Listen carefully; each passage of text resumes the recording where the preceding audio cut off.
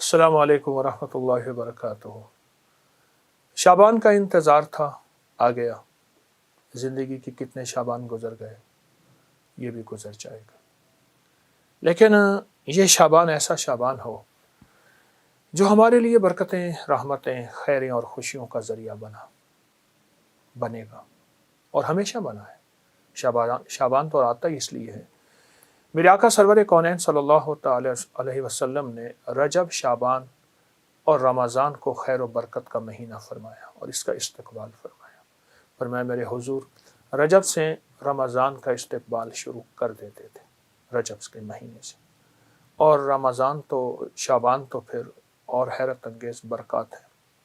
آئے میں آپ کو کچھ چیزیں عرض کرتا ہوں کہ ہم شعبان کے مہینے کی برکتوں میں کیسے اپنا حصہ ملائیں اور اس کی خیریں کیسے لوٹیں اور اس کی بہاریں کیسے اپنے قریب تر کریں۔ 3 چیزیں فیصلہ کر لیں۔ شعبان میں نفلی روزے اس لیے رکھے جاتے ہیں تاکہ رمضان میں روزے رکھنے کی استعداد پیدا ہو جائے۔ ایک تو آپ شعبان کے نفلی روزے رکھیں جو کہ احادیث میں آئے ہیں، روایات میں بھی آئے ہیں اور کتابوں میں بھی موجود ہے، لیکن جتنے بھی آپ نفلی روزے رکھ سکتے ہیں رکھیں۔ صرف صبح شام ایک کام ضرور کر لیجئے، اس کام سے آپ کو بہت فائدہ ہوگا۔ صبح جب سحری کے لیے آپ اٹھیں تو سحری کریں اور سحری کے ہر لقمے کے ساتھ یا واجدو پڑھیں۔ ہر لقمہ نور، سرور، راحت، رحمت، برکت، عطا اور شفا، یا واجدو، یا واجدو، یا واجدو۔ ایک ہے لقمے کے ساتھ یا واجدو، ایک ہے کہ لقمہ چباتے ہوئے جب تک کہ وہ لقمہ ختم نہ ہو یا واجدو پڑھتے جائیں۔ اس کی حیرت انگیز برکتیں، خیریں اور رحمتیں آپ محسوس کریں گے۔ اور یا واجدو کے بارے میں یہاں تک آتا ہے کہ جو یہ روزے کے درمیان پڑھتا ہے، اور روزے کا کھانا سحری ہو یا افطاری، اور سحری کے وقت چونکہ اللہ کی محبت اور کرم بہت عروج پہ ہوتا ہے تو اس کی نسلوں میں برکتوں کے دروازے کھلتے ہیں اور اس کی نسلوں میں خیروں کے دروازے کھلتے ہیں اور اس کی نسلیں تمنگری پاتی ہیں۔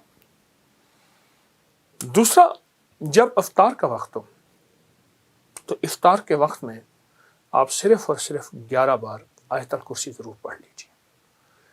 ہم نے آج تک آیت الکرسی کو حفاظت کا عمل سمجھا ہے، میں اس کا انکار نہیں کر رہا۔